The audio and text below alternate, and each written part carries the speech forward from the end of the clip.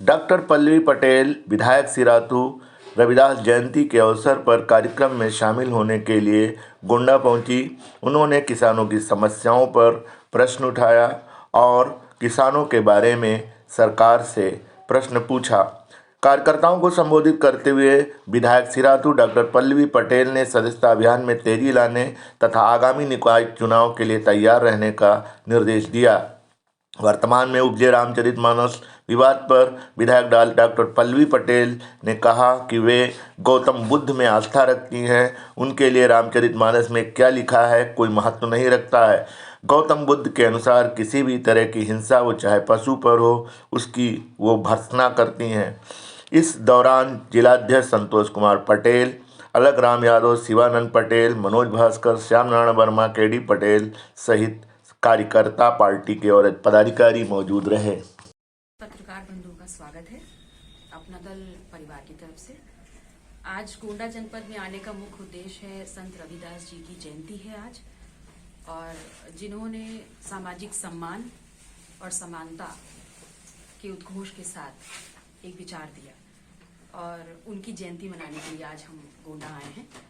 और इसी दौरान बहुत अहम है, क्योंकि अब निकाय चुनाव थोड़ा आगे बढ़ गए हैं, तो एक रोड मैप तैयार करना है कि किस प्रकार से हम चुनाव में उतरेंगे, क्योंकि ये सेमीफाइनल होगा जो 2024 है उस फाइनल्स के लिए, और उसमें अपने संगठन की मजबूती को आंकना, लोगों की नब्ज पकड़ना कि मुद्दे क्या होंगे, ये अहम होगा। रामायण के बहुत से वॉल्यूम्स हैं, बहुत से लेखकों ने उसको लिखा है, और रामचरितमानस जो है वो जिन्होंने उसका अनुवाद किया है वाल्मीकि जी की रामायण का, उन्होंने उन सभी रामायण से कुछ न कुछ अंश लेकर के अनुवाद करके और उसमें अपने भी विचार जोड़ते हुए रामचरितमानस को लिखा है। अब रामचरितमानस की जिन चौपाइयों की बात हो रही है, अगर देखें तो ऐसे इस्लाम है और कुरान में भी लिखा है कि बुत परस्ती हराम है, और कई इस्लामिक जो इतिहासकार हैं उन्होंने बोला है कि जो बुत परस्ती में लोग हैं वो काफिर हैं।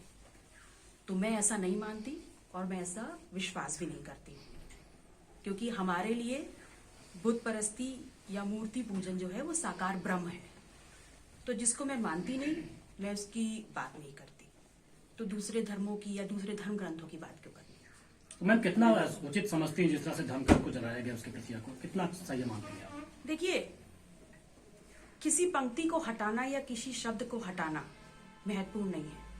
महत्वपूर्ण यह है कि वो शब्द लोगों के अंतर आत्मा में और दिमाग पे छपा हुआ है। तो अगर हमें हटाना है और विरोध करना है, तो सबसे पहले अपने आंदोलन को इतना बड़ा करना है कि वो शब्द हमारे दिमाग से हटे, आत्मा से हटे, और हम अपनी पीढ़ियों को बेहतर रोजगार, बेहतर शिक्षा, बेहतर स्वास्थ्य व्यवस्था, बेहतर देश दे पाए, उनको शक्ति संपन्न और सत्ताशील बना पाए। ये होना चाहिए।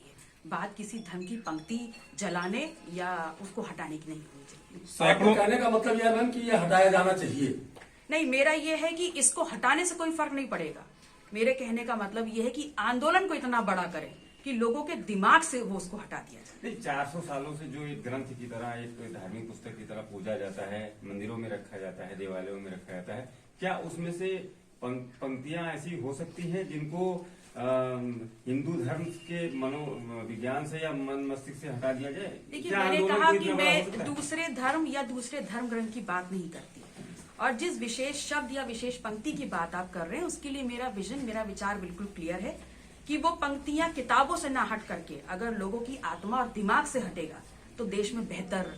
आपको ऐसा क्यों लगता है कि वो पंक्तियां लोगों के दिमाग से हटनी चाहिए? क्या गलत है उसमें? वो गलत ये है क्योंकि शूद्र बोला जाता है, और लोगों के दिमाग में शूद्रों के लिए जो हमेशा से रहा है, जिस प्रकार से उनका दमन किया गया है, जिस प्रकार से उनका शोषण हुआ है, वो हटना जरूरी है। सैकड़ों सालों से उसी रामचरितमानस को पढ़ा जा रहा है, लोग उसको फॉलो कर रहे हैं, उसके बाद अचानक से मुद्दा छिड़ जाता है। आपको क्या लगता है कि फिर से राजनीति को एक धार्मिक रूप दिया जा रहा है? चुनाव 2024 में उसका मुद्दा बनाया जा रहा है रामचरितमानस को? देखिए, रामचरितमानस है क्या? उसको लिखा किसने? सिर्फ एक अनुवादक है, और कोई ऊपर से उतर के नहीं आए, हम जैसे ही कोई आम व्यक्ति है। उन्होंने अपने विचारों के हिसाब से, अपनी सोच के हिसाब से उसको लिखा है। जो सही समझता है वो उसका पालन कर रहा है, मैं ठीक नहीं समझती, मैं उसका पालन नहीं करती। लेकिन बड़े संत ने इसको ठीक से व्याख्या करके बताया कि इसका मतलब कुछ और था, इसका कुछ मतलब और निकाल के स्वामी प्रसाद मौर्य ने इसको सबके सामने रखा और इतना बवाल हो गया। देखिए, संत तो रविदास भी हैं, उन्होंने भी बात करी समानता की, तो हम उसकी बात क्यों नहीं कर रहे?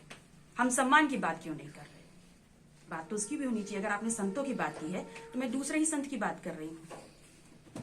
किसी भी धार्मिक ग्रंथ को जलाना आप कितना उचित मान रही हैं? मैं जिसमें विश्वास नहीं करती उसके बारे में कुछ कह नहीं सकती। कुरान रामचरितमानस में आप विश्वास नहीं करती हैं? मैं विश्वास नहीं करती। किस पे नहीं विश्वास कर रही मैम? मैं बौद्ध धर्म की उपासक हूँ। जी। मैं गौतम बुद्ध को फॉलो करती हूँ। आपको मैं नहीं समानता समता को विश्वास रखती हूँ। आपको नहीं लगता कि कोई भी धर्म दूसरे धर्म की ग्रंथों को जलाने का या उसका अनादर करने का कोई धर्म नहीं सिखाता है? नहीं, वही मैंने कहा कि मैं जिस धर्म ग्रंथों को, जिस धर्म को पालन नहीं करती, जिसमें विश्वास नहीं रखती, उस पर मेरी कोई टिप्पणी नहीं है। स्वामी प्रसाद मौर्य जी को क्या कहना चाहेंगे? स्वामी प्रसाद मौर्य जी को मैं सिर्फ इतना ही कहना चाहूंगी कि अगर उनको ये बहुत बुरा लगा था कि अखिलेश यादव जी की कुर्सी से उतरने के बाद उस कुर्सी को धोया गया गंगा जल से और उनको गलत लगता है, तो इनका ये विरोध तब आना चाहिए था जब ये हुआ था, और उस वक्त ये विरोध नहीं आया क्योंकि उस वक्त वो भारतीय जनता पार्टी के साथ मंत्री पद पर थे। तो ऐसा नहीं होना चाहिए कि बिगाड़ के डर से आप ईमान की बात ना करें। अगर आपको गलत लगा था तो उसी वक्त आपको विरोध जताते हुए वहां से हट जाना चाहिए। तो वो ऐसी पार्टी में नहीं होना चाहिए जहां पे एक दलित बेटी को बेदर्दी से स्टेट गेस्ट हाउस कांड हुआ था, सपा के लोगों के ऊपर आरोप था, उसी पार्टी में है। आपका क्या नजरिया इस पे?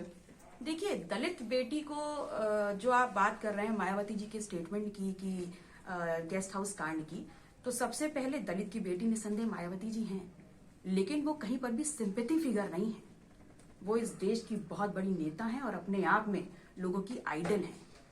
तो जिस कांड की वो बात कर रही हैं और जिसमें वो लोगों को गलत मानती हैं, जिन भी लोगों को, तथाकथित लोगों को, उसके बाद वो भारतीय जनता पार्टी के साथ सरकार में आई तो उन्होंने लोगों पर कार्रवाई क्यों नहीं करी? सिंपैथी फिगर बनने से कुछ नहीं होगा। तो सपा के साथ भी इलेक्शन लड़ा था? बिल्कुल लड़ा था, बिल्कुल लड़ा था। लेकिन अगर आपको लगता है कि वो पार्टी गलत थी तो उस कांड के तुरंत बाद आप भारतीय जनता पार्टी से सरकार में आई थी, तो आपने कार्रवाई क्यों नहीं करी? आपको नहीं लगता कि विपक्ष में बैठे स्वामी प्रसाद मौर्य को रामचरितमानस छोड़ के विकास के बारे में बात करना चाहिए?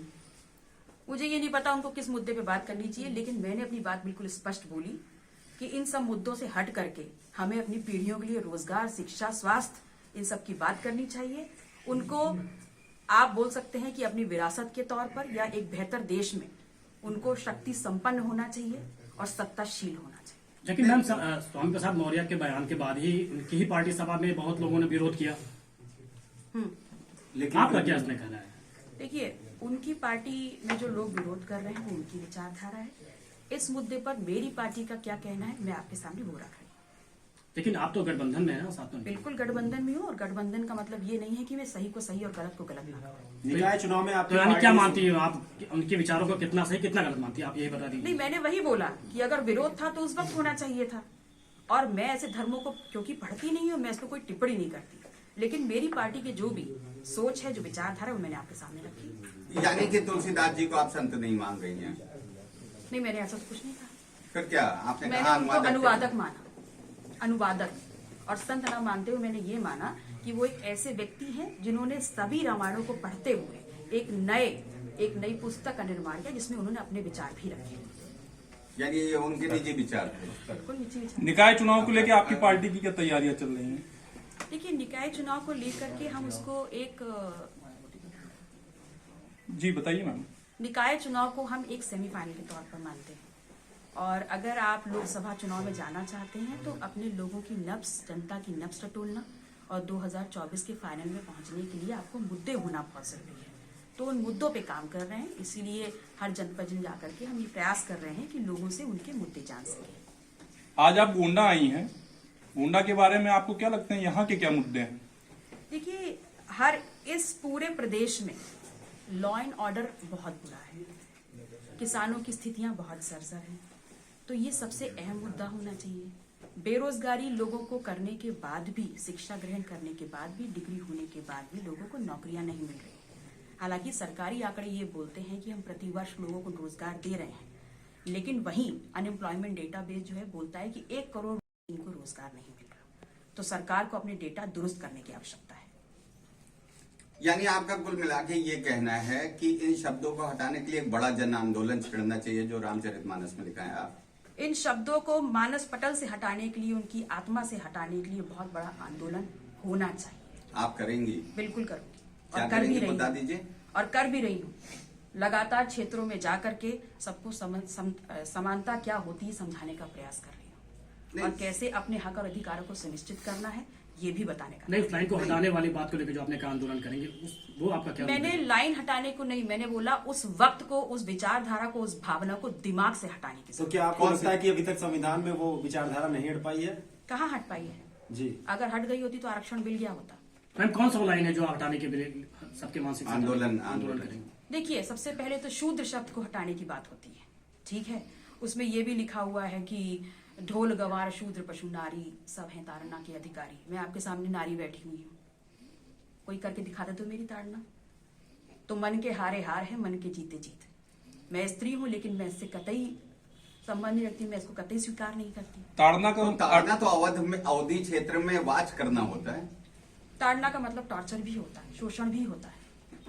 देखिए, अवधि हर क्षेत्र- हर व्यक्ति अपने अपने हिसाब से देखता है उसको। हाँ, ठीक लेकिन है? हम लोग अवध के हैं, अवधि में लिखा गया आप है उसको कैसे भी रामचरितमानस। देखिए, मैं उसको जैसे तो देखूंगी, यहाँ मैं उसको ताड़ना वैसे का बात मतलब तो करूंगी। वाच करना हुआ ना। आप उसको कैसे भी देखिए, मैं उसको जैसे देखूंगी मैं उसकी बात करूंगी। मैम, मैं जैसे- ग्लास को आधा खाली भी देख सकती हूँ, आधा भरा भी देख सकती ठीक है, 21वीं सदी में क्या विकास के अलावा ये धार्मिक मुद्दे छेड़े जाने चाहिए आपके? हूँ। मुझे आप लगता आंदोलन छेड़ने की है, बात कर मुझे रही हैं। लगता है कि देश में, मैंने आंदोलन पहले ही बोला कि मैं उसी आंदोलन को करना चाहती हूँ जहां पर मैं अपने आने वाली जनरेशन को शिक्षा दे सकूं, रोजगार दे सकूं, स्वास्थ्य सुविधाएं दे सकती हूँ और बेहतर रहने की जगह बना सकूं। मैं अपने आप को फक्र से शूद्र कहती हूँ, लेकिन शूद्र शब्द से जुड़ी जो भावना है उसको मैं गलत कहती हूँ। नहीं तो अगर रामचरितमानस में शूद्र लिखा है और बाबा साहब ने भी लिखा है तो दोनों में तो समानता है ना। समानता है, लेकिन बाबा साहब ने इसको डिफाइन किया है। और रामचरितमानस की जो भाषा है वो उसको घृणित प्रूफ करती है। इसीलिए मैंने बोला शब्द आप हटाएं या ना हटाएं, उस भावना को दिमाग से हटाना है। यानी कि रामचरितमानस को हम बिल्कुल नहीं मानती हैं। मैं बिल्कुल नहीं मानती, जैसे आपने मैम, मैं बिल्कुल नहीं मानती किसे नहीं मानती मैम? रामचरितमानस को। मैं बौद्ध हूँ, मैं साकार ब्रह्म को मानती हूँ, आप भगवान बिल्कुल- बौद्ध की शिक्षाओं को, देशनाओं को मानती हूँ।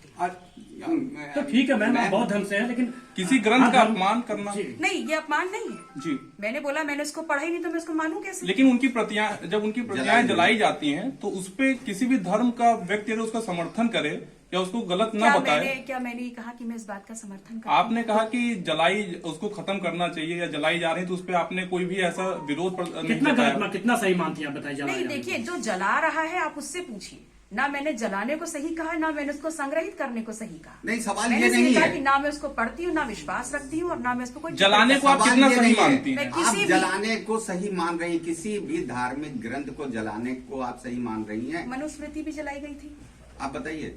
मनुस्मृति भी जलाई गई थी, जी। है ना? तो ये लोगों का आवेश होता है, किस प्रकार से वो किस चीज पे रिएक्ट करें। पल्लवी पटेल इसका समर्थन कर रही हैं, किस चीज का? जलाने को। जिस दिन आप मुझे जलाते हुए पाले उस दिन आप मेरी बात बोलिए। ना ना, जो जलाया गया है क्या उसका तो इसका सवाल इसका जवाब उनको देना चाहिए। मैंने पल्लवी पटेल से पूछा है। ना मैंने समर्थन किया, ना मैंने विरोध किया, मैं वहां पर नहीं थी, और ना मैं ऐसी किसी पुस्तक को जब मैंने पढ़ा ही नहीं तो मैं समर्थन और विरोध में क्यों उतरूं? लेकिन आप बौद्ध धर्म के मानने वाले तो सब बिल्कुल। सारे धर्मों का इज्जत करें, सम्मान देना मैं चाहिए। सम्मान सबका तो करती हूँ। उस नजरिए से तो फिर रामचरितमानस को जलाना तो बिल्कुल। तो ये आपका पॉइंट ऑफ व्यू हो सकता है। मैंने अपना पॉइंट ऑफ व्यू बोला कि ना मैं जलाने में विश्वास रखती हूँ, ना मैं संग्रहित करने में विश्वास अच्छा, रखती अभी आपने ये कहा कि मैंने उस पुस्तक को नहीं अध्ययन किया है, बिल्कुल। फिर आपको कैसे पता कि उसमें शूद्र शब्द का वर्णन जो किया गया है वो गलत तरीके से किया गया है? हूँ। देखिए, पढ़ने का मतलब ये होता है कि आपने उस किताब को खोल करके पूरी चौपाइयां विधिवत पढ़ी हो, लेकिन ऐसा नहीं है कि जब आप आम बोलचाल की भाषा में लाते हैं तो आपने ऐसी चौपाइयां ना सुनी हो।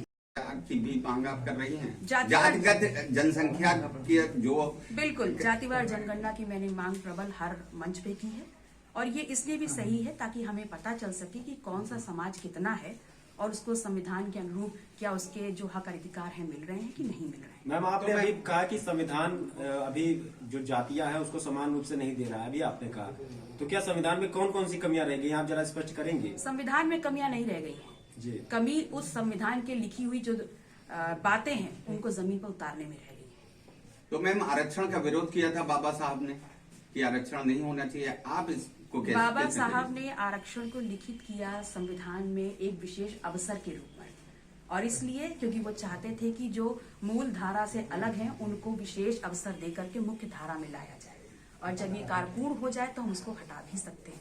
लेकिन चूंकि 75 साल की आजादी के बाद अभी तक ये पूर्ण नहीं हुआ है, इसीलिए ये लगातार बात चलती आ रही है कि बैकलॉग